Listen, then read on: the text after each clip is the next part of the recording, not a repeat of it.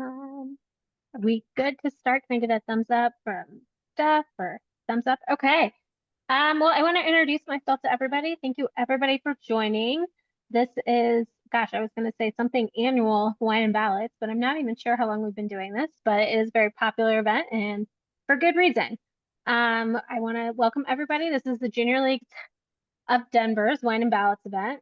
Of course, you already knew that, but my name is Mandy Stahl, as you can see on the screen. I'm a member of the Public Policy Council on the Training and Outreach Committee. Wine and ballots, like I said, is one of our favorite traditions. This helps us bring the community together and keep them better informed and better to understand the ballots ahead of our election. It seems I'm not alone in this. We've had 202 participants so far, and that's really great. We're excited to welcome anybody that wants to. And I want to give a special shout out to some members of Junior League. We have some members of Junior League from Fort Collins, Colorado Springs, and Pueblo. So we want to thank you guys all for joining this. I really hope that we can continue to build this community around things that affect all of us in Colorado. So welcome, everybody. There are several state and local measures that will impact all Coloradans, and it can be time consuming. So we're going to use this time to, go through your blue books. I did have mine here. We also have a cheat sheet. So that will be added to the chat if somebody wants to look at that. It's kind of our version of blue books. If you don't have yours, download it, make your own copy, and then kind of keep your own notes there. Tonight, the speakers will be providing a deep dive, nonpartisan deep dive into to help us understand how various ballot measures impact you, your community, and the state of Colorado. After that, we will have a deeper dive panel and discussion into a few key ballot members that assign issues to the closest to the league's focus. So our intent is this will keep us all prepared when it's time to vote in a month. We also have included ballot measure handout, like I said, and a note catcher to help track any of the thoughts, questions, and as a way to keep track of how you choose to vote. So it's easier later to fill it out, your ballot, when it arrives. We're adding this into the chat as well as sent this to you by in the email. So it's a cheat sheet that I mentioned. All right, so going into our first slide here, who we are. I know you can all read that slide, but just before we begin the training, we want to give our guests a brief overview of Junior League of Denver. JLD is an organization of women committed to promoting volunteerism, developing the potential of women, improving communities through effective action, and leadership of trained volunteers. Its purpose is exclusively educational and charitable. The focus of the Junior League of Denver is to disrupt the cycle of systemic poverty for women and families in Denver. The goal of the Public Policy Council, in particularly, is to amplify advocacy efforts to engage more members in creating a lasting community change. All right, and Public Policy Council. So the JLD Public Policy Council works to influence and shape policy at the state legislature, focusing on policies that impact our mission, members, and community partners. We are one of the few leagues in the country with the Public Policy Council. We were also the first, that's a side note, but we provide training opportunities and empower our members to engage as advocates in their communities. We have designated this training to help voters better understand what's on the ballot. We are nonpartisan, which is rare in our time of politics at this point, but what does that mean? Well, bipartisan refers to cooperation agreement between two opposing political parties. Nonpartisan means we're having no affiliation with either or any political party. Our approach is not affiliated with any party, but how the policy enhances JLD's mission and community focus. All right, hopefully no questions on those. Oh yes, and we have here, we will do the code for getting a discount on wine. It does work after the event, but and then if you have any questions, we'll be gathering those together and then addressing them at the end. Okay. Okay. Again, we are nonpartisan. Okay, I think we've gone through this overview slide. Now I'd like to introduce our presenters. Today we have presentations from Allison Friedman Phillips from the Women's Foundation of Colorado and Caitlin Schneider from the Colorado Fiscal Institute about the framework and nuances of Colorado's statewide and local ballot measures this year. Alongside them will be JLG's lobby team, which is Emily Blinsky. Oh, no, there's not an S in there. Binky, and Iris Hens from the Upon Blossom team. And I apologize if I probably was nervous and went through that too fast and got your names wrong, guys. Allison Friedman Phillips is the Director of Policy and Advocacy at the Women's Foundation of Colorado. In this role, she leads the Women's Foundation policy and advocacy strategy, advocating gender, racial, and economic equality through system change. Allison began at WFCO in 2014, and in that time has contributed to grant making, research, and development efforts. She was born in Colorado and worked at two foundations, a think tank, and started her career as a community organizer. Allison has a master's degree in public policy from George Washington University and a Bachelor of Arts in Political Science from the University of Oregon. Outside of work, she loves experience all that Colorado has to offer with her husband, daughter, and her corgi. Caitlin is the outreach director for the Colorado Fiscal Institute, where she leads community education, outreach, and advocacy efforts on Colorado's most pressing fiscal policy changes. With more than a decade experience in voter engagement, community, and partner research, coalition building, and civic engagement, she works to ensure the CFI's research, advocacy, and community education work is led by and directly impacted community members.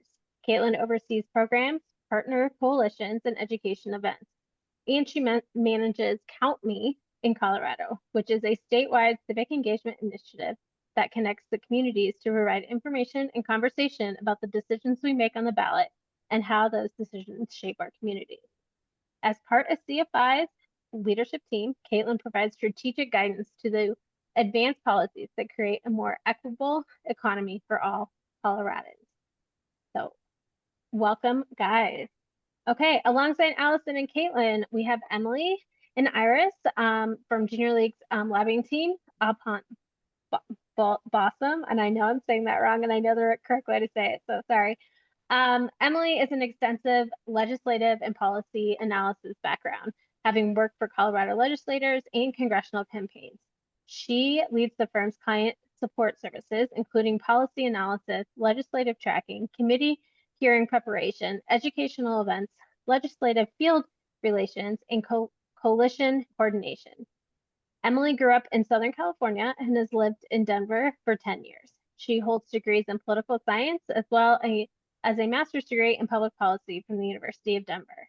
Emily lives in the South Metro area, and outside of work, she enjoys spending time with her husband, two toddlers, and a 105-pound dog. Welcome, Emily. Iris brings a decade of diverse public policy experience at the Upon Blossom team, where she mainly covers health and human services issues for clients, leading the firm's work for American Academy of Pediatrics, the Colorado chapter, Early Childhood Council Leadership Alliance, and the Junior League of Denver, among others. Prior to joining the team, she worked at the Colorado Department of Healthcare Policy and Finance. The state agency, that is the state agency that administers Colorado's Medicaid program. Prior to that, Iris worked as a nonpartisan policy analyst at the National Conference of State Legislators, focusing on employment and labor policy. Iris has a bachelor's degree in political science and economics from Colorado State University and a master's degree in public administration from the University of Colorado, Denver. Iris is originally from the rural western Colorado town of Delta. She currently lives in Aurora, where she has a full home life with her husband and Tim and their two cats, Callie and Bianca. So welcome, ladies. So we are going to start with a deep dive into Colorado statewide ballot measures, LLMM. So I'm going to leave it to Allison and Caitlin. Thanks, Mandy. And I'll kick us off. Hi, everyone. And thank you, Junior League of Denver, for inviting us back and talking with you about the statewide ballot measures. As Mandy said, I'm Caitlin Schneider. I'm the outreach director at an organization called the Colorado Fiscal Institute. And really, we are a statewide nonprofit that really advocates on tax, fiscal, and economic policies. So we're like the nerds in the herd, right? So we are tax policy experts. We use tools of research and communication along with statewide education to really fight for economic and fiscal policies that are truly people centered. And so we know just how important it is for the decisions that we make at the bottom of the ballot. And so that is one of the reasons why the Colorado Fiscal Institute, along with a bunch of other folks, have been really doing a lot of ballot education work within Count Me In. And so Count Me In, I'm going to get into the next slide in a second, but I'll do a deep dive in that. Before we jump into the statewide ballot measures, it's really important to understand the dates that we're working with. You're like, Caitlin, we vote every year. It's like October 6th. Why does this matter?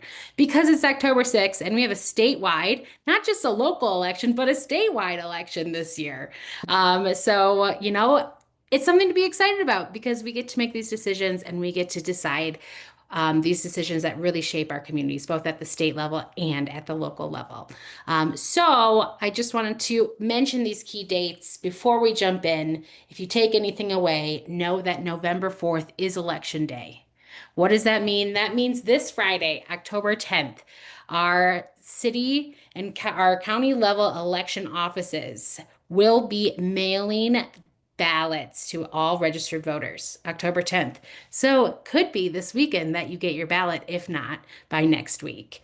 October 20th is another date to watch. That's when voter service and polling centers open, meaning that early voting can begin, not just dropping it off at that ballot box, right? At the mail ballot box, but also you can go in to get a ballot, to register to vote, to, get a replacement ballot because you screwed yours up, whatever the reason may be, but those voter service and polling centers are open. On October 27th, it's the last recommended day to mail back your ballot. So make sure if you mail your ballot, get it in the mail by October 27th. Otherwise, you can drop it off up to 7 p.m. on Election Day. You can register to vote up to 7 p.m. on Election Day. So make notes. Those are some key dates. So if we go to the next slide, let me just chat with you about Count Me In. So Count Me In is one of my favorite projects. I've been running it since 2016 with the Colorado Fiscal Institute. So Count Me In really is this statewide educational effort that partners with groups across Colorado to have these community conversations about the power that we have to influence our communities through the decisions that we make, not just the elected officials we elect, but these important ballot measure policy decisions that really shape our communities.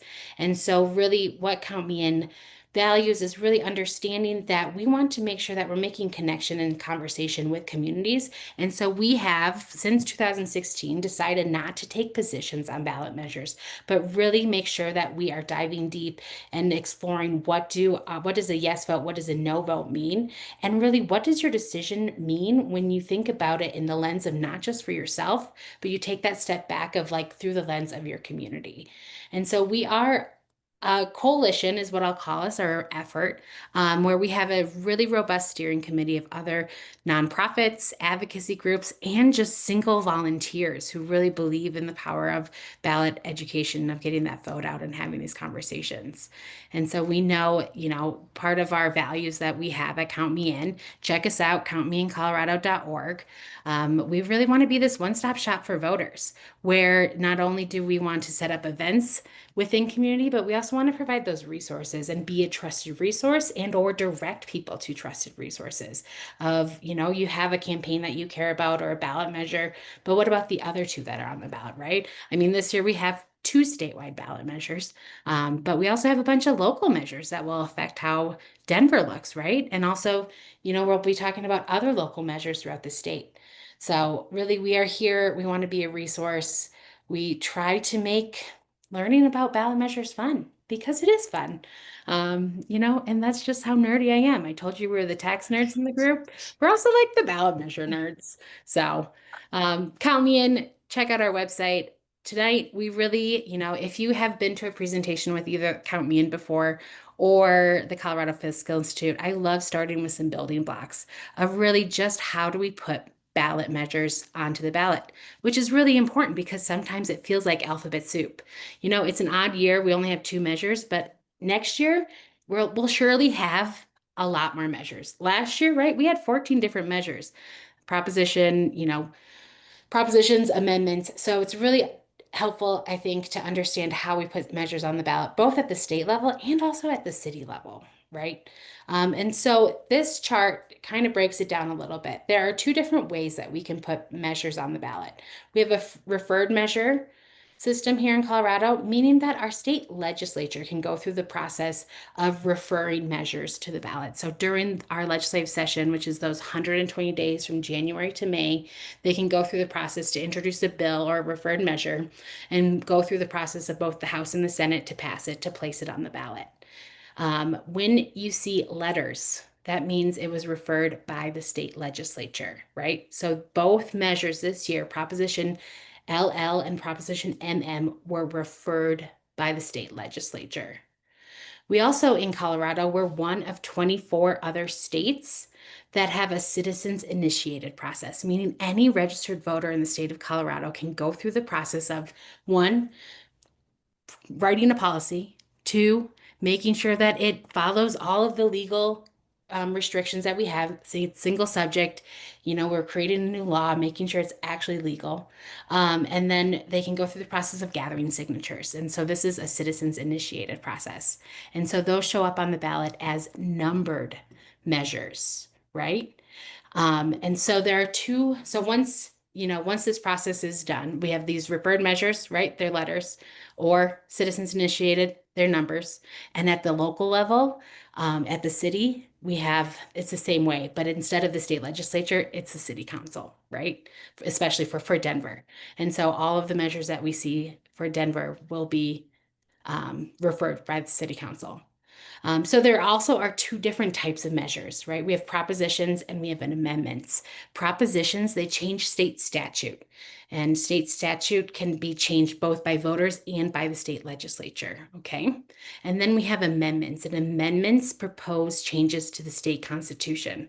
Only voters are allowed to change the state constitution. So when you see a proposition, know that it's creating a new law or amending or adjusting, I guess I will use that word, adjusting a law, right? And then amendments, they are changing the state constitution, whether it's adding language to or taking language out. All right, so those are some building blocks. Go to the next slide, a couple more building blocks. Colorado has some unique election provisions. It's an odd year. We don't get a break. We are voting again. And so one of the reasons why is because voters in the state of Colorado, voters are the sole decision makers when it comes to tax and revenue increases in Colorado because of one of the provisions of our Constitution, which is Article 10, Section 20, or the Taxpayer Bill of Rights, or TABOR. And there's three really main provisions that our Constitution dictates around elections, right? One, it's the language that any kind of new tax increase has to show up on the ballot. It has to show up with the words, shall taxes be raised by the whole fiscal year amount, right? In all capital letters. All right. It also, again, requires voter approval of any new or increased tax. All right. The second provision is that election timing. It allows for odd year elections, right? And so in odd years for state level elections, we only will see tax and revenue increases or debt increases that are allowed. They're allowed any year, so odd and even years. Every other measure that doesn't pertain to taxes are only allowed in the even years. So that is one of the reasons that we have these odd year state elections. And we've had them since 2017. We haven't had a break since 2017. I'm tired, right? I think we all are. And then the third provision that how TABOR guides our election provisions is that not only does it require the language on the ballot, it also requires to include one, every voter gets a blue book of all the fiscal measures, and in that is a fiscal analysis of the full year of the tax increase that it's proposing, if it's a revenue increase. Full year estimate for both what that new tax will generate, so it's an estimate, and also what Colorado's economy will look like. So if anything is exceeding that revenue estimate that was proposed to voters, then either we have to bring it back to voters to let the state keep the money. And so that's particularly important because one of the measures that we're going to dive into, um, we are has to deal with this provision. All right. So I know I just said that really quick. It's like a very, very quick Tabor training. If you want more, CFI, we are here to help you. But really, one of the things that we have to think about, and like I mentioned for Count Me In, is we think about really how do we have these discussions about these ballot measures that shape our communities, and what are the questions that we have to ask ourselves before we actually vote yes or no. And so we want to make sure that we, through the lens of how does this shape our community, of really just asking ourselves general questions of like, are there unintended consequences of any of these ballot measures, especially when it comes to tax and fiscal policy, because it's confusing, right? So just thinking about like, does the ballot measure include tax language? What kind of tax is it asking to create or increase? Right? Does it increase revenue or does it decrease revenue? What does it affect? Does it, who's paying for the new increase, right? Or a new program? Who is it affecting the most? And really, what does it do for the things that we care about in our community? Who's supporting this measure? Who's opposing it? And where do you find more information? And so just really taking the step back before, checking your gut, taking a step back, finding those resources to answer some of those questions, I think is one of the things that count me in during these conversations. We really want to make sure that we're asking ourselves. All right, so now that we went through some of these building blocks, let's dive in. The first statewide measure that you will see on your ballot is Proposition LL. And really, what it is asking, it's asking voters if we can retain and spend the revenue exceeding the limit from Proposition FF. Sorry, that is wrong. It shouldn't be Proposition EE, it should be Proposition FF. And so voters in 2022 voted yes on Proposition FF, which created the Healthy School Meals for All program, which is a statewide program providing free meals, um, free breakfast and lunch to all public school students in Colorado. All right. And in that language of Proposition FF, in the revenue and the mechanism that generated that revenue, we estimated that we would bring in about $100 million. A full year later, we actually brought in a little bit more than that. We brought in $111 million, and then that $11 million generated some interest. And so we were $12.4 million over that estimate that was shown to voters in 2022. And so the state legislature, instead of having to return it back to tax filers making over $3,000 or 300,000, knew I was missing a word there, $300,000 per year. We are asking voters if the state can actually keep that money and spend it on the Healthy School Meals program. And so it's asking if we can keep that $12.4 million of already collected revenue to put it towards the Healthy School Meals program. All right. And if we vote no, so a yes vote is yes, let's keep that money, put it towards Healthy School Meals. A no vote says no, let's not keep it. Let's send it back to voters because the mechanism that we used in FF was really limiting those itemized deductions for anyone making over $300,000. And so when they filed their Colorado state taxes, and limiting it to $12,000 for individuals and $16,000 for joint filers. And so if we said no, that $12.4 million would then have to be sent back to those tax filers. All right. So the first one. The second one also has to deal with our Healthy School Meals program. So Proposition MM, referred by the state legislature, is asking voters if we would approve $95 million in additional revenue to fully fund the Healthy School Meals program. And so, like I said, FF limited those individual deductions that tax filers who are making over $300,000 can take when they file their Colorado taxes. And then what we want to limit that, what MM is asking is to limit it a little bit more to $1,000 for single filers and $2,000 for joint filers for households earning over $300,000 or more. And it's expected to bring in that $95 million in that first full year. And so this revenue would go to the Healthy School Meals Program.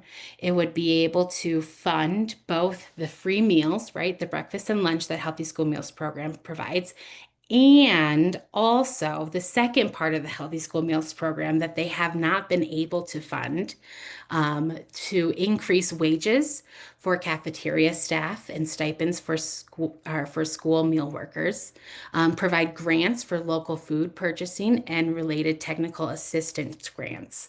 So being able to buy new machinery and supplies.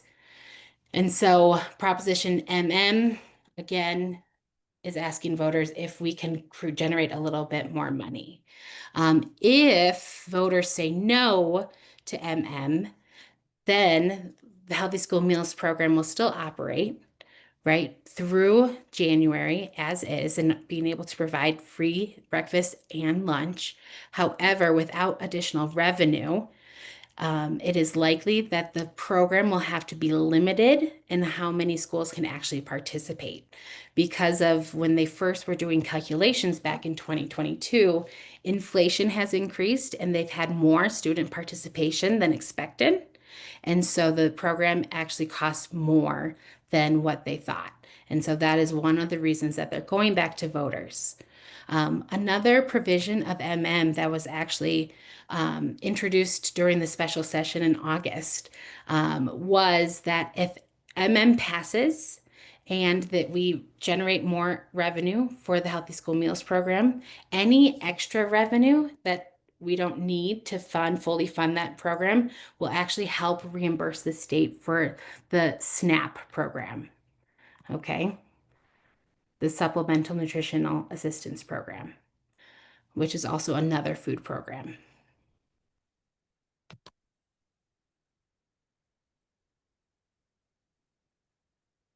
All right. And I see some stuff going off in the chat, and I think things are answered, but I can stop for a moment if we want to address those right now.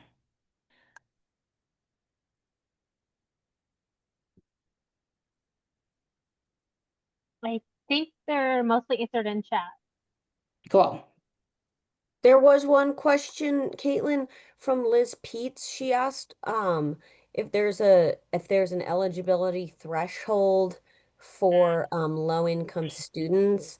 I think that's one of the unique parts about FF when we supported it. Can you dive in a little on that?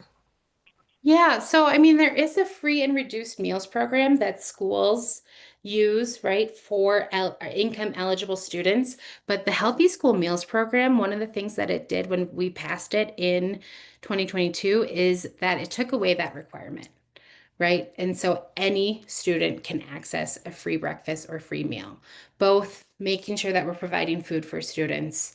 And also one of the things that, is taking away that stigma of that free meal program. And so you didn't have to, um, you know, identify as a low income family. And actually, Allison, I'm not sure if you're going to touch on this at all with WIFCO's suggestions or like how you analyze these, but helpful.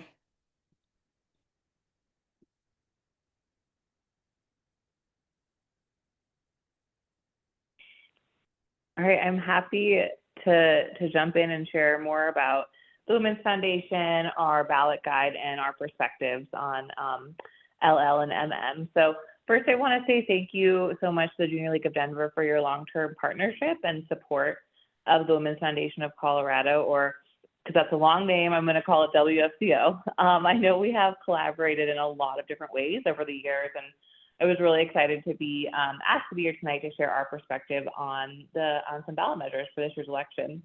And I just always love to being alongside my amazing colleague, Caitlin, from Count Me In and CFI. So it really is. It's a pleasure to be here tonight. So a little about the Women's Foundation, if you haven't heard about us before, we're the only statewide community-funded foundation that protects the progress and advances gender, racial, and economic equity for all Colorado women. We achieve our mission through community, philanthropy, and impact. Now let's go to the next slide, please. One of the ways that we make an impact, one of the many ways I should say, is through our ballot guide that we've released almost every year. And I agree, Caitlin, I'm tired, since 2018, that we call the Women Manifesto. We research ballot measures, take positions, and get out to events like this to encourage our fellow Coloradans to vote on behalf of women and their families. And I am excited to share more tonight about the perspectives we have on the ballot. So next slide, please. So we, as an organization, we're a 501c3 public charity. We take positions on policies, and we never oppose or support a candidate running for office. But we do try to use our C3 status to the fullest extent to engage in policy and advocacy work. And we do officially support LL and MM. We, like Caitlin was just saying, the Healthy School Meals for All program is really remarkable. It allows schools that participate in the National School Lunch and Breakfast programs to offer breakfast and lunch to all students at no cost, and invest in quality local food, technical assistance to support schools in providing more from scratch meals and higher wages for cafeteria workers. So it's a really, really great program that's unique to Colorado. And some of the reasons that we have supported this, this program since it was established in 2022 is because, one, we know that women are caregivers. We're more likely to be primary caregivers and bear the responsibilities of providing meals for their families.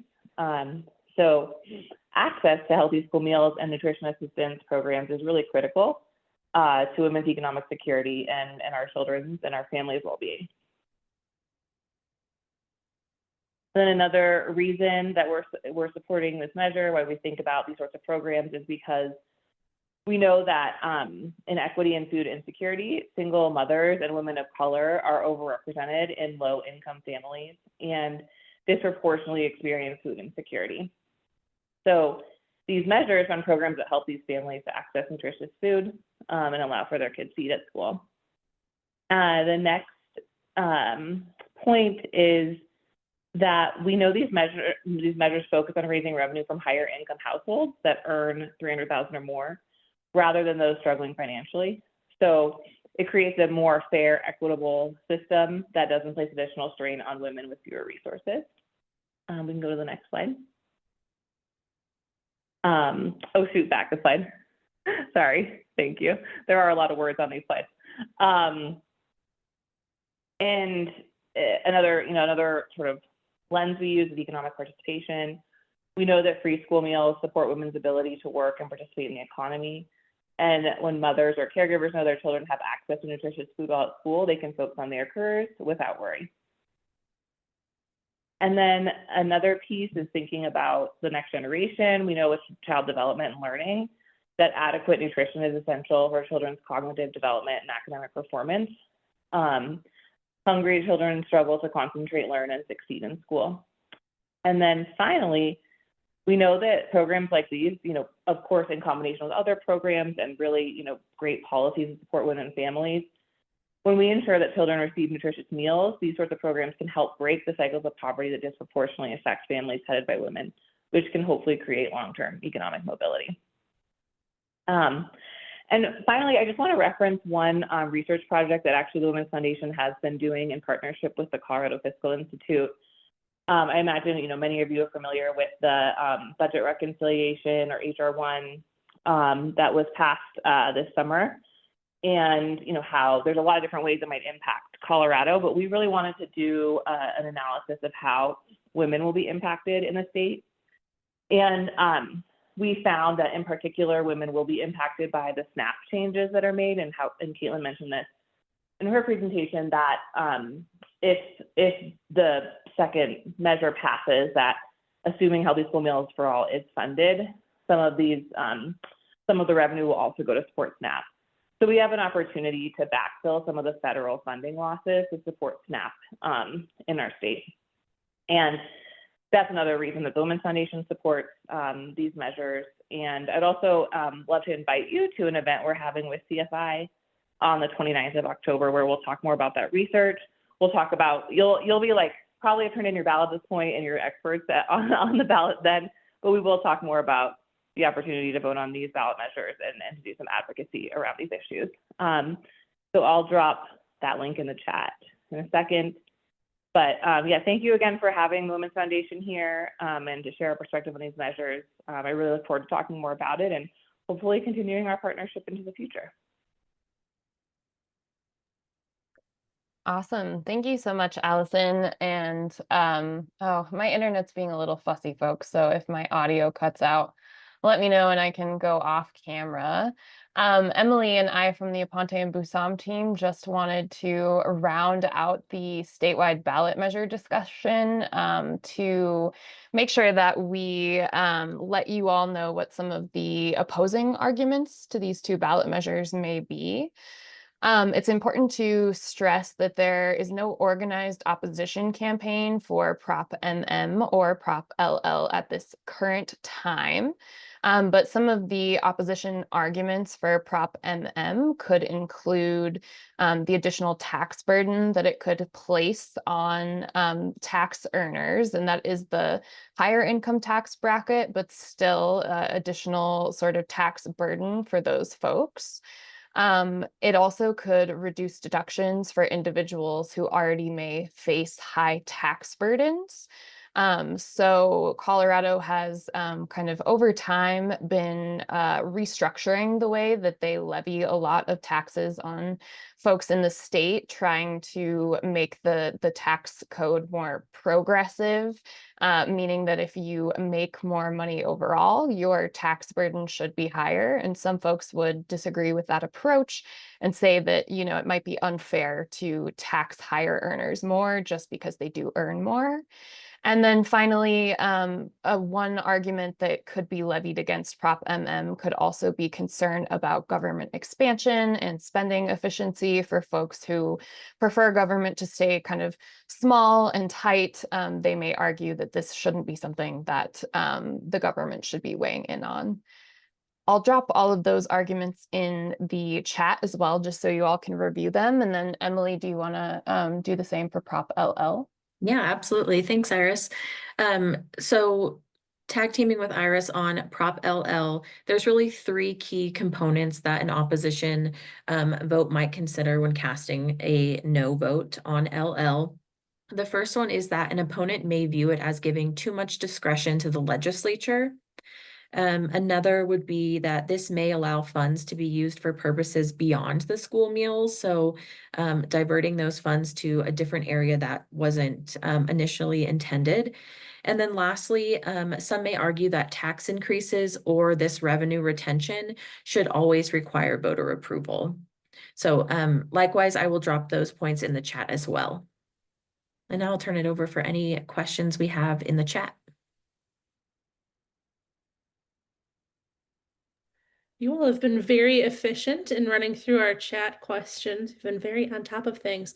One thing I just wanted to elevate that I think may have been answered from the audience too, is just kind of getting some understanding on what that refund potentially looks like for MM for folks if that money were returned to those households. So just to clarify, MM is not refunding any money. MM is asking to further reduce deductions that households making over $300,000 are able to take to generate revenue, more revenue for the program to let it run fully. LL would refund the $12.4 million that was over that estimate, right? And so that really, the way that it would be refunded would be up to the legislature. And so it would only go back to households making over $300,000. And so that if LL fails, then the legislature would have to determine how that would look. Perfect. Thank you. And thank you for clarifying again which one is Of course. which one I is know. which. These double letters just get us all. So, It's alphabet soup. That's what I like to call it. yeah. And something Kaylee just added to the chat is just wondering, can some of y'all chime in? Can you explain why Colorado in particular would need that extra funding in these years?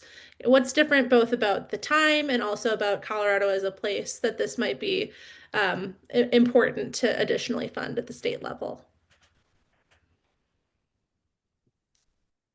Well, so one of the reasons that like the initial estimate of running the Healthy School Meals program back in 2022, really they didn't expect the inflation to increase as much as it did, right? And so the cost of food just went up. And so be able to run the program fully was definitely something that contributed to not being able to fully run the different other pieces of the Healthy School Meal program this year like it was supposed to, as well as they had more student participation than expected. So that was another cost driver for the program. And so because in Colorado, we can't just increase our revenue to match the need because we have to go to voters first. There's some process that's involved. And our legislature can't make those decisions if it means increasing revenue, that we have to go back to the voters and ask these questions. Perfect. Thank you again for that explanation. And then there's one other bit of chatter going on in some back and forth kind of happening in the chat as well. Abby was asking about clarifying the intention of the program, the Healthy School Meals for All program. So we've talked about how it gives meals to all children, regardless of socioeconomic status. And then there's some kind of discussion about the administrative burden as well on schools and all of that. And so I think there's just some questions on what additional administrative burden that relieves and kind of just a little bit more about the program, if there's anything else that we should know about it in general. This is for any of you. I mean, Caitlin, you want to go? You can start, Allison. That's fine. Well, I know there's a lot of offering meals to any student has a lot of advantages. It does, as Caitlin mentioned, and I think people are talking about in the chat, it does take away some of like the stigma of I don't know if anyone, here on the Zoom might have been in that camp when they were growing up or, have as you've gotten older for different programs, but if everyone has access to it, it sort of does make it a little bit, more acceptable to do it. There's also great, research that shows that when kids show up at school having eaten or have access to food at school, they're not only more likely to be at school, but also to be successful at school. And so just the idea that like when more kids have access to it, hopefully we're, just having a more positive and successful school environment, which, is not only better for the kids, but like better for our next generation, future economy, things like that. And from the Women's Foundation's perspective, I mean, just having that security as a mom or a caregiver that your kiddo who's in school has access to those resources, also kind of takes off one burden off of those people to make sure that they're, then also successful in their job or whatever they're doing in their day. So there's kind of that like ripple effect for it. But I think there's a lot of different reasons. There's a couple for the Women's Foundation, but I don't know, Caitlin, if you have anything else you want to add. No, that's exactly what I would say. And I would also, so there are, Hunger Free Colorado was a big proponent of the Healthy School Meals program, which is one of the biggest nonprofits that does our SNAP and hunger outreach. And so they have a lot of good information. I know just one of the questions about how many students are participate. I don't have that number on hand, but I can find it for you. But I do know that over 600,000 school meals are provided. I think it's every day. So that provides breakfast and lunch for all Colorado students, right? And so the other thing that I wanted to mention too, this last question of voting no, does that mean that all students, including low income, would not receive these meals? Voting no on LL would only mean that we'd have to refund that $12 million that was over the cap. So there would still be revenue source for the ongoing years for the program to continue, except they would have to cut back of what schools would qualify. And so they would look at that those students who are income limited, who qualify for the free and reduced meals at the federal level, right? And so it would have to, they would then make these decisions of what schools would actually qualify. So students would still, we're still getting that federal funding coming down into the state to pay to make sure that we have free and reduced lunches program, but it wouldn't be available for all school districts. And I also was just hoping that Allison, maybe you could talk a little bit about the SNAP portion of the measure as well, and kind of what happened with HR1 and why there's additional need for funding for the SNAP program at the state level right now.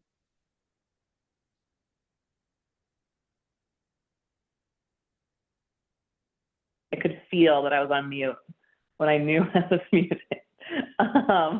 Okay, so yes, I'm happy to share more about that. Just, you know, we are releasing the full research report later this month. But let me pull up one slide really fast where I can talk about some of the estimates that Caitlin's colleagues at CFI made for the number of women who will be impacted by the SNAP cuts that are coming to Colorado. I believe SNAP cuts are coming this next fiscal year. All of the cuts are at different times. So hold on just a second. I'm sorry.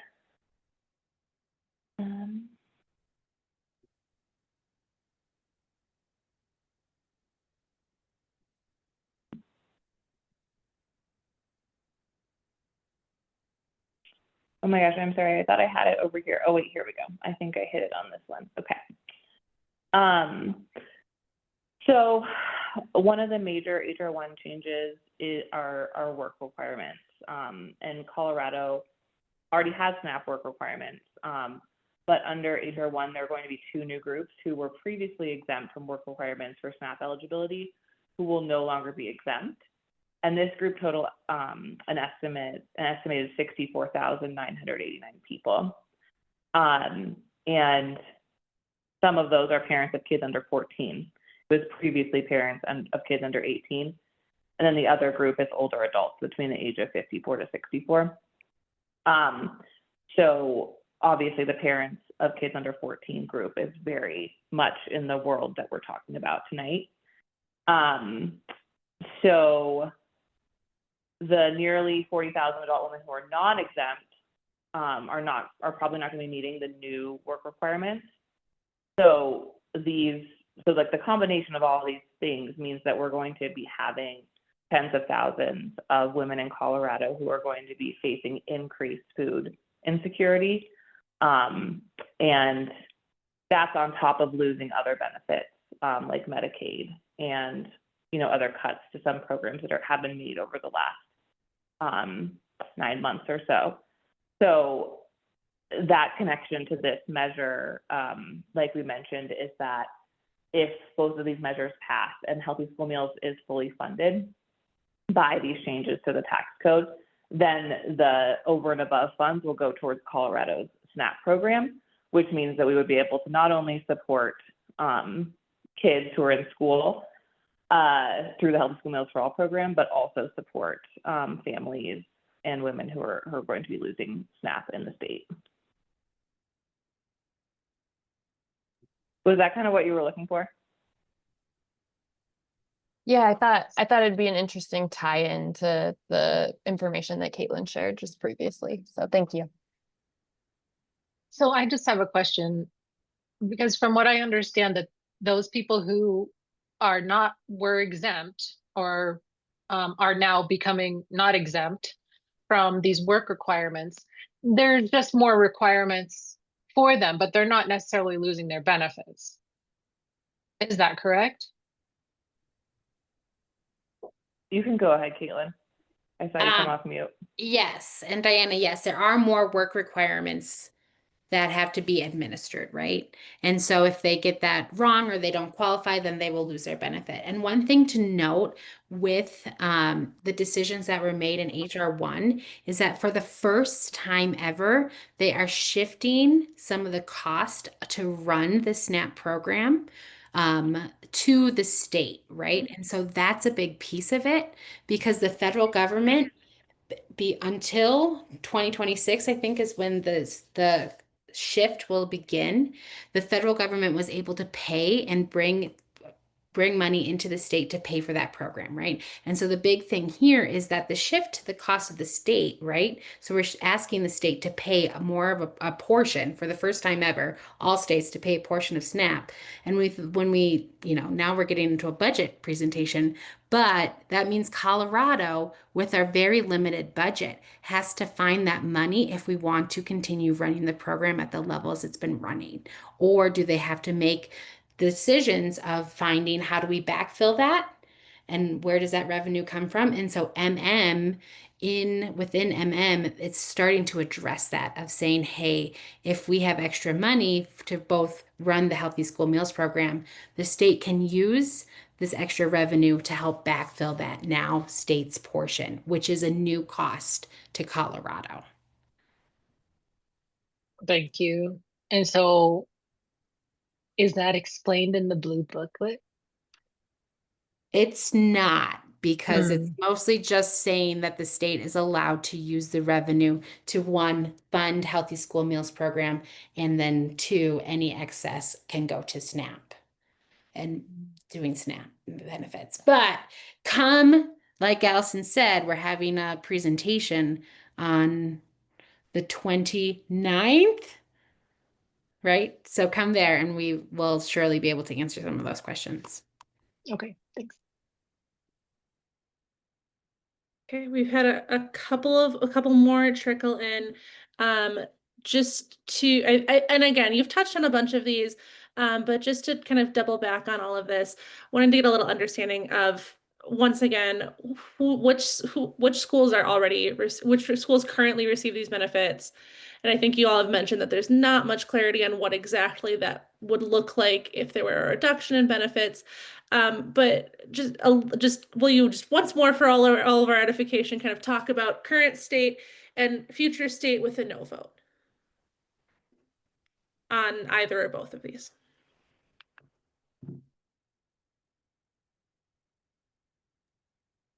So right now, all qualifying schools receive receive funding from Healthy School Meals, right? To be able to provide breakfast and lunch.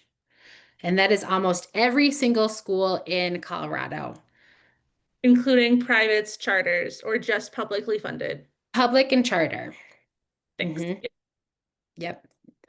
And because a lot of charter schools are considered get public funding, so they qualify in that. So public schools. If LL and MM, or if MM fails, then there is a formula to decide how to continue funding schools.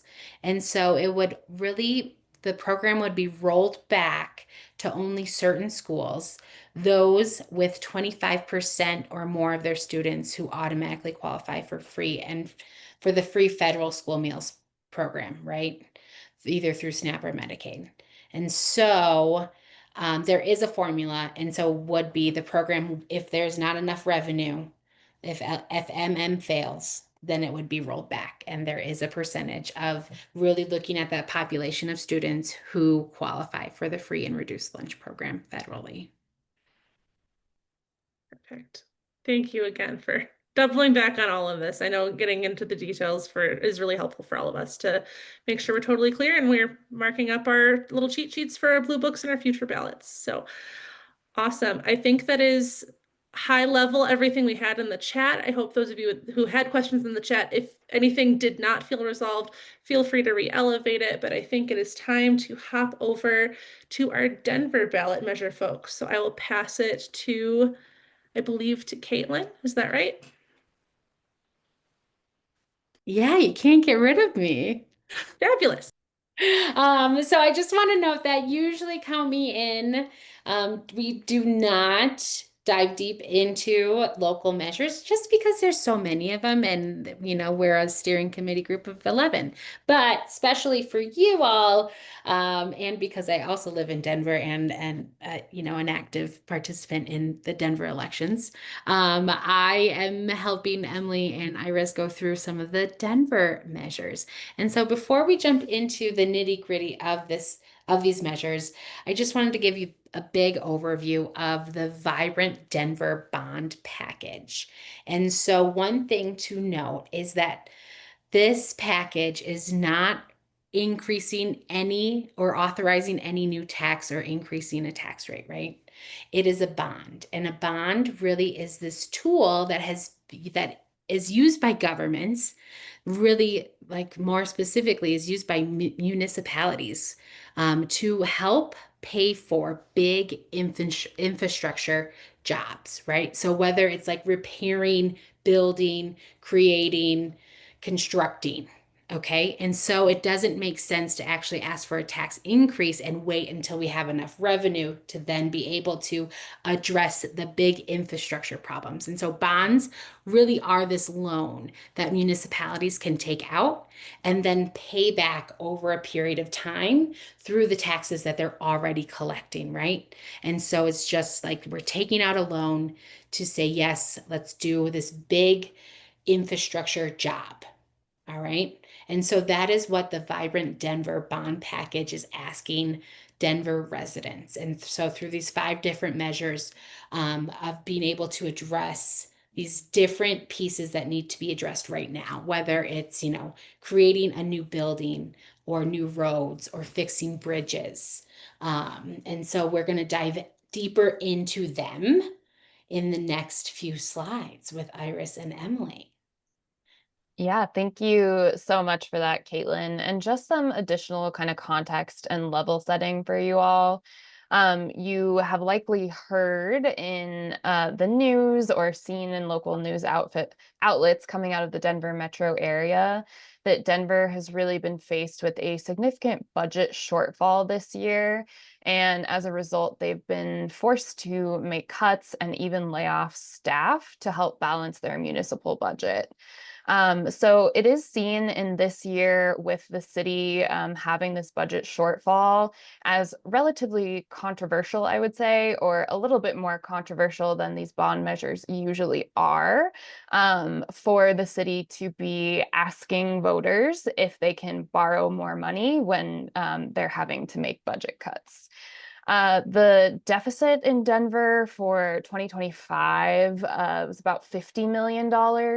And to respond to that shortfall, the city had to cut about 6% of its total budget, including laying off about 170 workers and cutting back on about 1,000 vacant positions. So essentially just not rehiring or filling the jobs of 1,000 folks as a result. And finally, the programmatic cuts that Denver has seen in this year have largely been on homeless issues, so reduction in spending for homeless shelters and other homeless services. And the deficit for 2026 is estimated to be at about $200 million. So again, I just give you kind of all of that background and context on the budget to let you know that the city is asking for the ability to increase debt in a time when they are not doing so hot financially. And with that, we will go ahead and run through each of these different bond measures kind of at a high level. If you want to go to the next slide, perfect. So ballot issue 2A, Transportation and Mobility Infrastructure and Facilities Bond. For this measure, a yes vote would allow the city of Denver to issue a bond, which again means to increase city debt by $441 million to be used for repairs and improvements to the city's transportation and mobility infrastructure. Some of the specific projects that are called out in the text of the measure, if you read it, include safety improvements to the Santa Fe Arts District, safety improvements and street improvements to West 38th Avenue, including some infrastructure specifically for cyclists and pedestrians, and then also a citywide safety traffic or traffic safety measures and infrastructure improvements. So those are some of the projects that would be supported if voters vote yes on this measure. However, a no vote would not allow the city to issue the bond and would therefore not allow the city to raise their debt for the purpose of funding these different projects. And if we go to the next slide, Emily, I'll turn it over to you to talk about 2B. Great, thank you. Oh, back one more, please. Perfect, thank you so much. Ballot issue 2B, City Parks and Recreational Infrastructure and Facilities Bond aims to improve and expand city parks, playgrounds, and pools with example projects including a new park on the former Park Hill Golf Course and environmental work at Sloan's Lake. This measure is estimated to account for about 18% of the overall bond package funding. A yes vote would allow Denver to issue a bond and increase debt by $174.5 million to be used for repairs and improvements to city parks and recreational infrastructure. A no vote would not allow Denver to issue a bond to increase debt to pay for these projects. I mentioned a couple of the specifics, but some other ones would be the creation of a new rec center sort of in the heart of the city. I mentioned the Park Hill open space, and then improvements and upgrades to existing parks and playgrounds across the city as well. Next slide, please. And then ballot issue 2C is the Health and Human Services Infrastructure and Facility Bond. So if voters say yes to this, it would increase debt by $30 million. And it's really to be used for repairs and improvements to health and human service infrastructure. So specifically building a new Denver Family Health Center, and then build and expand the Denver Children's Advocacy Center. So a yes vote says yes, we approve this. A no vote says nope, let's not take out more debt for this purpose.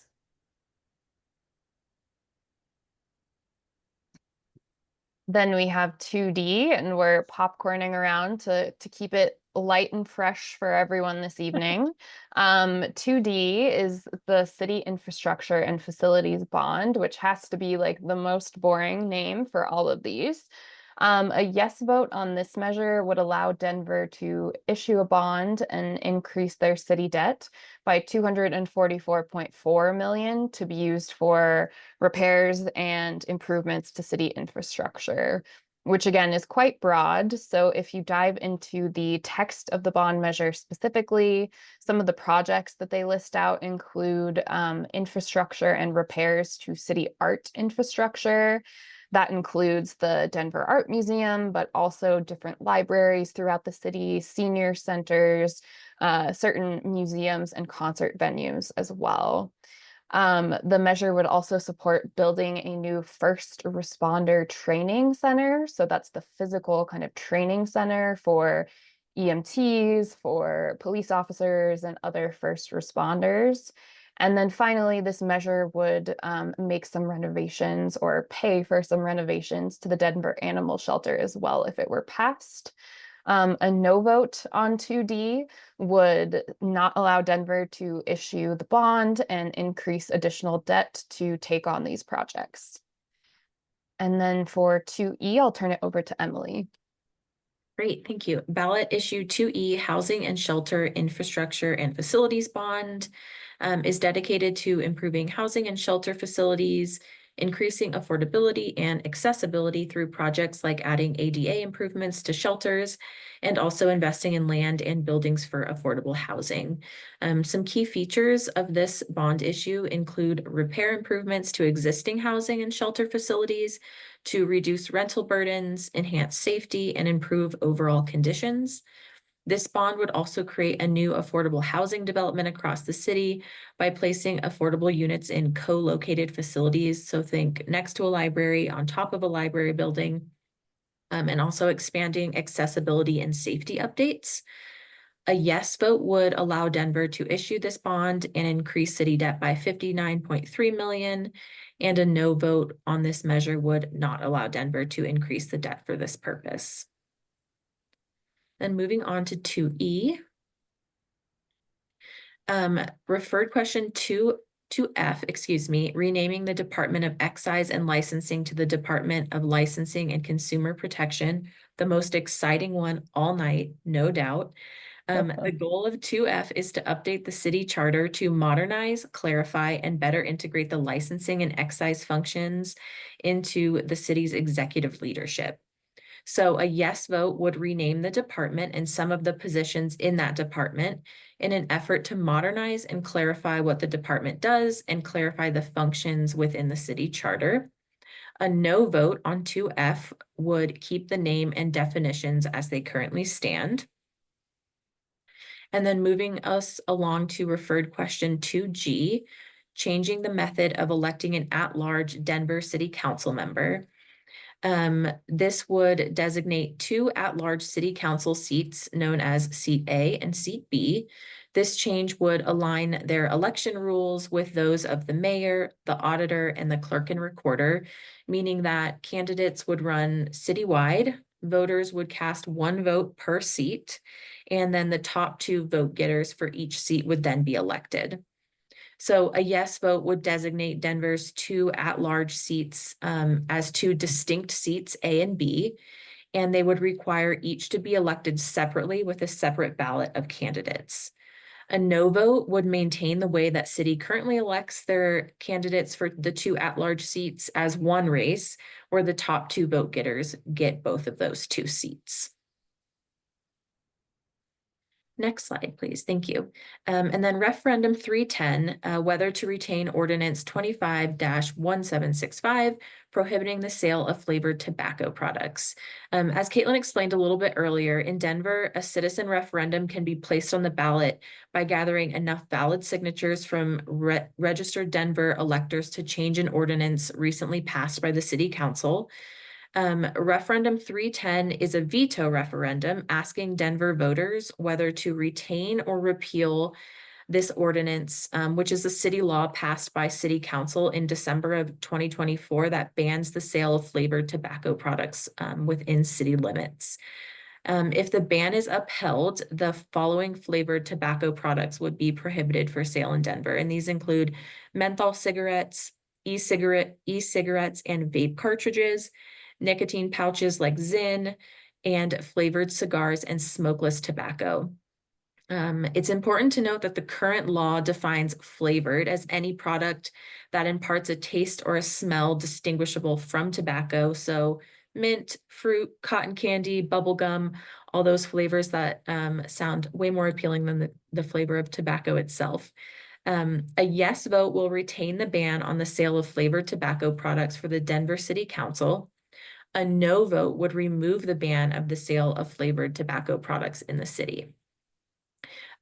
This is a referendum that actually has an organized movement both for and against happening across the city. You may have seen some mailers and commercials. Yes, a yes means no and a no means yes. I see you in the chat. We keep it really clear, don't we? So supporters of this ban argue that flavored tobacco products are designed to attract the youth and kids and can lead to nicotine addiction, impairing brain developments and increasing the risk of long-term health issues. Organizations like Kaiser, the Colorado Medical Society, NAACP, Denver chapter are backing this ban. And then opponents, including small business owners and the Citizens Power Coalition, argue that the ban harms local businesses and that consumers can still access flavored products online or in neighboring areas. So you can't get it in Denver proper, but hop over to Arapahoe County and you can get it just as easily. They also contend that flavored nicotine products can help adults transition away from traditional cigarettes. You probably saw a lot of media around this when it passed back in December of 2024 as well. So certainly seeing more media engagement on this as well. Great, next slide, please. Great, I'll turn it over to you, Allie, for Q&A. Okay, lots of activity in the chat, so I'll do my best to summarize and keep us concise. Let's start from the most recent, then work our way backwards. So just some questions on the sales tax on flavored tobacco products. One, just a quick clarification, is it tobacco products, all nicotine products? And then two, just wanted to understand how that looks, how the sales tax on flavored tobacco products looks in relation to the existing Denver sales tax. Our assumption is higher, but Great question on the sales tax. I might punch that to one of my budget pals, Iris or Caitlin. But it is, yes, including nicotine products that are flavored. So those Zyn pouches that they sell that are like cinnamon, wintergreen, those are all included in the ban. great. Anybody with any specific knowledge about what that tax looks like? It's okay if we don't have the specifics. We can dig back and double back with you all if that's not, if we don't have it on hand. Yeah, we can certainly circle back with that info if we don't have it. Yeah, I can try and find it right now for the state level nicotine tax that was passed compared to Denver sales tax, which is, I believe, in the 5.15. Yeah, I can confirm Denver sales tax is 5.15, so we got half of it. Yeah. I just need to check the schedule because at some point, like I need to check the schedule for nicotine tax. Yes, great, thank you. And just to clarify, I think there's a question. The question was also asking, from my understanding, it's not just that there's an additional tax on flavored tobacco products. It's that is within Denver city limits, there is a ban on doing any sales. So not just an additional tax to deter it, but actually banning within Denver. So just in case, Sydney, that was part of your question too, I just wanted to add that clarification, or say that and confirm with you all the experts that my understanding was actually right this time. You're correct. Great. Excellent. Awesome. Okay.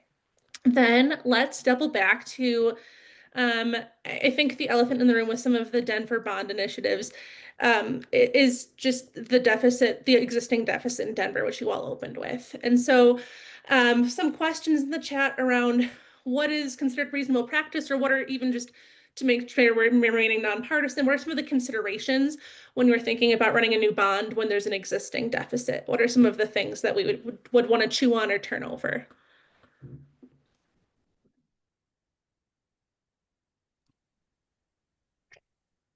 Yeah, I think that's a really interesting question.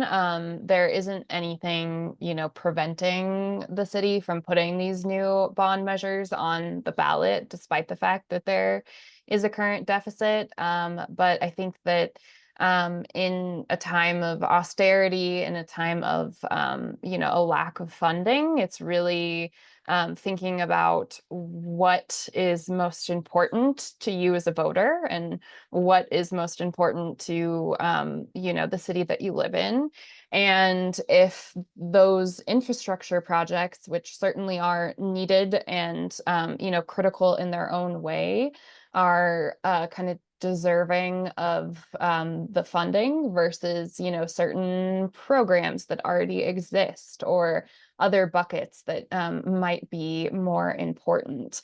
And so the city officials, they have to kind of weigh those things. The mayor of Denver, certainly, I'm sure his office had a lot of late nights as they were kind of thinking through what might make the most sense to push out and to try to get on the ballot.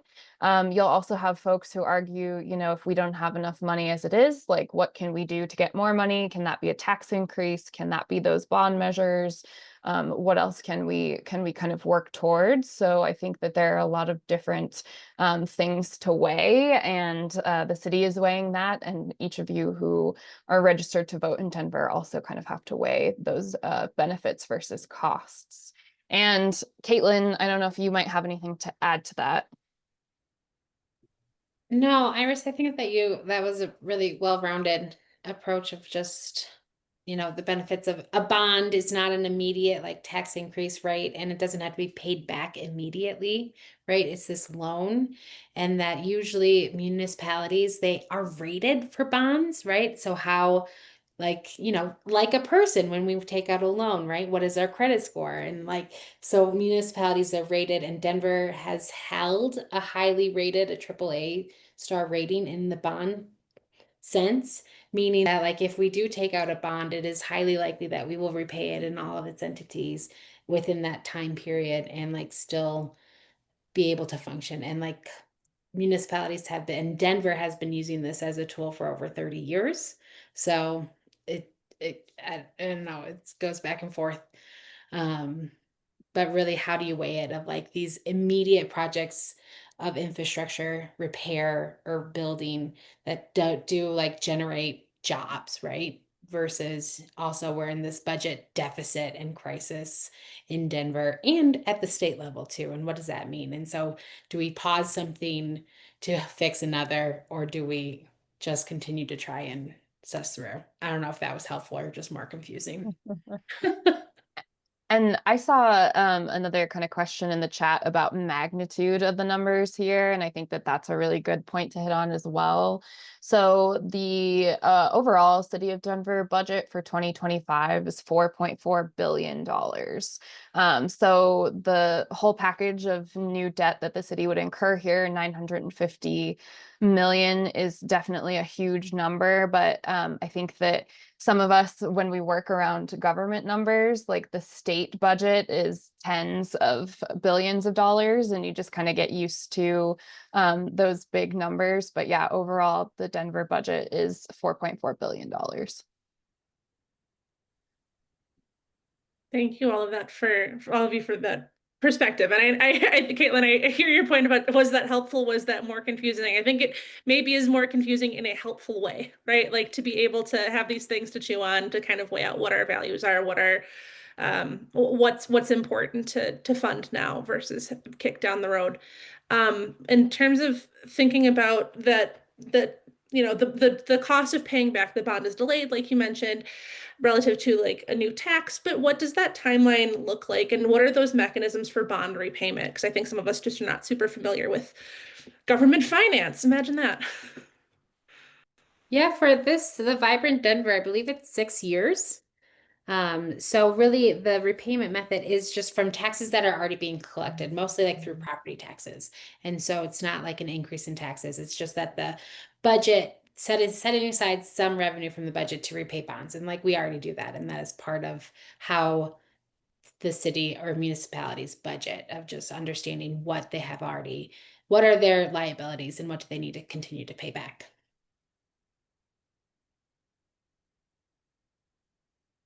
Okay, thank you. And Allison just added, just to give a response in the chat to the question I was about to pose to the group, but I'll just elevate it out loud so that we can all go take a look at the resource that she shared. So Chrissy had asked about how do we know who's approving these bond requests before they go to the ballot? What does that look like? What does that process look like? And how do we know more about it?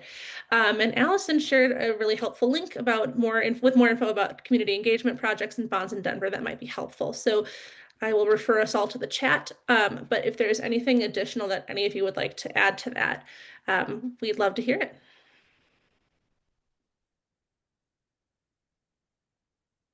And if not, that's a really robust resource, so we can leave it there. Okay. And Rachel just wanted to ask a clarifying question. So in other words, this is a way to allocate existing budget to these projects over the next 6 years. So gather the funds now, slowly repay with existing funds or existing funding mechanisms. Seeing some nods. Okay. Wonderful. And I think that is most of what I have seen in the chat. I know there were some questions about kind of previous measures and their efficacy, and I think we're going to hold on those just because it's not directly at hand. Not that it's not an important question, but just I don't think we're all necessarily prepared to chat about those, about the efficacy of previous Denver measures. But I really appreciate the thoughtfulness that all of you have brought to the chat. the other thing that I'll mention is that we are going to shift now to some of our other regional ballot initiatives. We're not going to touch on there's some areas that we're just not going to be able to touch on, both in terms of just depth of knowledge, the people we've got in the room, and just the spread of folks who are registered. But I know we've got some really smart people in the room who might be able to refer us out to other resources too, if broader questions come up or different location questions come up. So I will pass this back over. Is it back over to Caitlin? You once again. Look at that. Oh, I think it's me Oh, actually. Iris, back to you. Back to me. Great. If we want to go to the next slide, we wanted to take just the remaining time that we had this evening to chat about a few ballot measures of interest from across the state. So we talked about the statewide measures, which you will all be able to vote on this fall. And then we talked about Denver specifically, given that we are the Junior League of Denver, of course. But there are a few interesting ballot measures that we saw, the first being in Larimer County, and then the second being on the western slope that we'll get to here in a minute. And we're just hoping that this is a helpful discussion for, some of our members who, or some of the Junior League members who may be joining us from Fort Collins or from other areas of the state this evening. So first up, we have Larimer County ballot issue 1B. And this would raise sales tax in Larimer County by 0.25% to fund early childhood education. If approved, the measure would raise about $28.7 million for wage increases for teachers and staff in early childhood in the county. And the hope is that it would also lower the cost of care for families and address some capacity concerns for childcare in Larimer County. The tax would be levied on non-essential goods, and non-essential is essentially a language that means that the tax would not be applied to the sales of certain items that are deemed essential by the state, and that is a state law. Such as groceries, gas, certain medicines, or diapers, and kind of other things, infant formula, all of those sort of essential goods for families. And this non-essential kind of language is really an attempt to prevent a tax increase from inadvertently burdening some of the folks who are lower income or, most vulnerable and might not have a lot of wiggle room in their budget to absorb an increase in their sales tax, even if it's relatively small. So a yes vote would raise the sales tax, and that would be done on non-essential goods specific in Larimer County, while a no vote would keep things the same. It would not raise the sales tax, and there wouldn't be any additional funding going towards early childhood. While there is no official group that is organized in opposition to this tax, there is some written opposition that was included in the Larimer County notice of election that brought up two different points that I'd like to share with you all this evening. The first sort of opposition argument was that preschool and daycare options are not necessarily government mandated necessities, is what the language said. They are choices. And so that kind of line of thinking goes down that, basically childcare is a choice that families have. They can choose to situate their child with a family member or a relative. They can choose to go to a child care center, or they can do whatever they want, right? The government's not telling them that they have to do a certain thing or use a specific childcare service. And so it shouldn't be on the county government in this case to come up with the funding for that service. Another potential opposition argument for this initiative includes that sort of a tax increase would not be fiscally responsible, and that the county could find another way to support early childhood within existing funds, or repurposing funds for, one program and moving it to early childhood if this is what they would like to do. It's really that argument for small government to not grow the pie, but to figure out how to use the pie that you have more efficiently, I would say. And then if we want to go to the next slide, I will also cover another measure that's sort of similar to the Larimer County ballot issue. And this is Pitkin, Garfield, and Eagle County ballot measure 7A. So this measure would raise sales tax also by 0.25% on non-essential goods like we just talked about. And in addition to the sales tax component, it would also establish an early childhood service district across the 3-county region. So across Pitkin, Garfield, and Eagle County. They're on the western slope and also in kind of the central western mountains of the state. If approved, it's estimated that this measure would generate about $10 million annually for early childhood across the counties. And it's intended to create this special district, and also intended to help pool resources in addition to the sales tax, in an effort to improve early childhood access and different parts of the system across these 3 counties.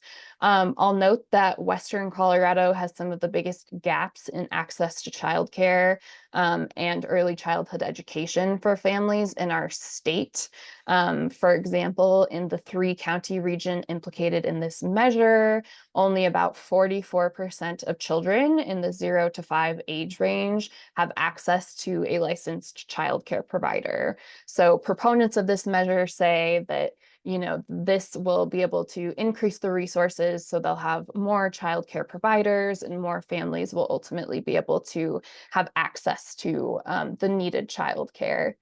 And finally, there are some opposition arguments as well. So there is no official group organized against this tax increase or organized against the creation of the special district. But there have been some opposition conversations in the community that have been reported on by the newspaper out of Aspen called the Post-Independent. And those arguments include that the cost of standing up a new special district and ensuring that administrative overhead doesn't overshadow the funding delivered to actually helping children and families through the tax increase is a concern. You don't want the administrative overhead to eat up all the funding and not have something left over for the families and children that they're trying to serve with the tax increase. So that's one potential opposition argument.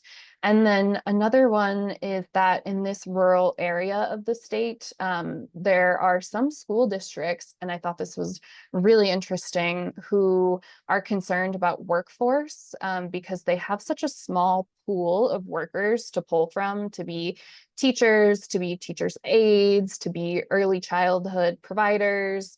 That they're concerned that if this new district were to pop up and be created, they might end up competing against the special district for workers that are currently limited to help serve the 0 to 5 and then also K through 12 populations. So with all of that background on these 2 measures, I'll go ahead and turn it over to Allison, who will talk about the Women's Foundation perspective. Thanks, Iris. I am excited to share more because early childhood and childcare are one of the key issues the Women's Foundation has worked on over the years when it comes to our grant making or policy and advocacy.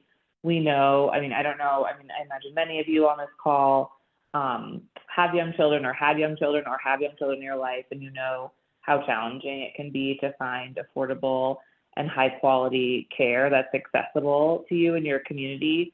I have an almost 3-year-old and I'm going to have another baby in January. hence my heavy pregnancy breathing throughout this whole presentation. It's even working in the system all the time, it is just so challenging to find affordable care where you feel really good about leaving your kid there. But I also know it's a reality for so many of us that we either want to be working or we have to be working to be able to afford to live, where we live. And there is, so much benefit when it comes to kids being in high quality early care and childcare situations. I see it every day, with my daughter. And I know that, the research also shows how much it can have an impact on young kids too. And so the Women's Foundation typically only engages at the state level for the bulk of our sort of like ballot measure work, but we do engage at a local level in some measures, and most of those are early childhood related. So because of our state budget challenges, we've had to have a lot of localities throughout the state, like Denver, create local sales tax or other sort of tax initiatives to support childcare. So one of the reasons that we do support these two measures is because they really are creating local solutions for local needs. So they're allowing the community to address what they see they need in their community for early childhood and childcare. They keep funding local, and then that can ensure that resources are really directly benefiting women and children and families. And of course, that comes at a need to really be braided. They say that's kind of the term they use in early childhood, with state funds and federal funds. So we do have different state programs, and we also receive federal funds too to support childcare. We know that women make up the majority of early childhood educators and caregivers, so increased funding for early childhood programs means better wages, benefits, and working conditions in this female-dominated field that historically has been really underpaid and undervalued. Workforce participation is another key reason that we support these systems change. Affordable quality early childhood programs allow mothers to enter or remain in the workforce if that is what they're choosing to do and is needs for their family. Without accessible childcare, many women are forced to leave their jobs or reduce their hours, which can directly impact their earning potential and career advancement. And I know we've seen that throughout COVID and even more recently in the last 2 years. We've seen the national pay gap actually continue to expand between men and women. And then the caregiving burden, we know that, we talked about this earlier, but women are disproportionately shouldering childcare responsibilities in families and other caregiving needs. So when quality early childhood programs are available and affordable, it reduces the unpaid care work that often falls on mothers, grandmothers, and other female family members or neighbors, community members. And then on the next slide, we know that programs like these are, there we go. Again, way too many words. That programs like these are really supporting vulnerable families and single mothers and low-income women who are most likely to struggle with childcare costs, which we know can consume at least 30% or more of their income. And with some local communities like Larimer County and Denver County pausing the childcare assistance program because they don't have the funding to add more families to it, these sorts of tax raising opportunities are really important. And the last two pieces are just around child development that I mentioned earlier and breaking cycles. We know that early childhood education can set a foundation for children's cognitive, social, and emotional development. When we invest in young children, especially in vulnerable families, it can help break cycles of poverty that disproportionately affect women and their children. And finally, there is some research that shows that it can really impact generational economic security. So when children are receiving quality early childhood education, they're more likely to succeed academically and economically as adults. So this creates generational impacts for families, particularly those who are headed by women, to improve long-term economic mobility and stability. Thanks again for having me this evening and letting me be a part of this conversation, and just for being interested in this. It's so cool to see almost 200 people on the call wanting to talk about their ballot in an off-year coordinated election. And so I really it's great to be with you all, and I really hope we get the opportunity to continue to work together and talk about these issues. I just thank you, Allison. I'm going to second exactly what you said, but it's been really incredible being able to be here back with you all. Almost 200 people. This is exactly, why Count Me In was created, because of these community conversations that we have to have with each other, these decisions that we make, right? We are the decision makers when it comes to our ballot, and we have to make sure that we are turning to, trusted resources and finding the right information and getting our questions answered before we just, either do a automatic no vote or just not vote at all. Like, these are the decisions that really shape our communities and how we want to fund things. So really, just for Count Me In, I want to just plug our website again, sign up for email updates, stay involved. We do some really fun things like we have in the past, and this year it's going to look a little bit different, but like, we do ballot bashes and other kind of happy hour type fun things to make voting fun, because these are the decisions that we have to make. So just thank you again. And I will turn it back over to, I think, Mandy or the Junior League. Yes, thank you so much, everyone. This was an excellent event. We are ending a little bit early, but I think that's a simple reason is that we are an off year, so we don't have nearly as many. Our blue books are much thinner than they were last year, so which is a benefit of this year, kind of having it on a off year for an election. So let me get back to my notes real quick, make sure I think the correct people. So thank you everyone for presenters. You guys have such a wealth of information and really helped us prepare for this election.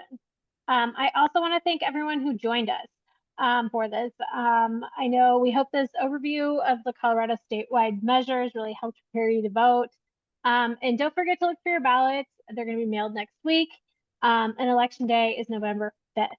As we were reminded, those ballots need to go in the mail by, I think, October 27th. And we will send, or you will look for an email from me. We will send the recording to this training and additional resources and a feedback survey. So the survey is linked in our chat, but it will also be emailed out to everyone who registered through our chat form link. And, just letting us know how we did in any way that you can think of us to improve for this for future years. And again, any Junior League members who are not able to attend tonight, but do watch the recording, if you email publicpolicy@jlz.org, we will give you credit. And thanks for all of our partners for coming to be part of this, including other Junior Leagues in the state of Colorado. So without further ado, thank you all. Have a great night.